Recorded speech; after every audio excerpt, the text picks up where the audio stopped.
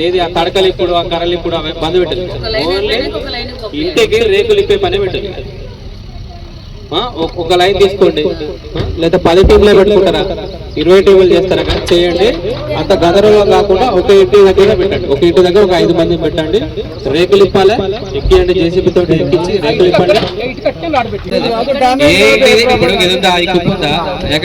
చూడు అట్లే ఆ ఇటుకలు ఆ లోపలికే నెడతాం. ఆడికి రేకులున్న డోర్ అదే సార్. ఇప్పుడు అంతా కాకుండా అంత గజిబిజి కాకుండా అందరూ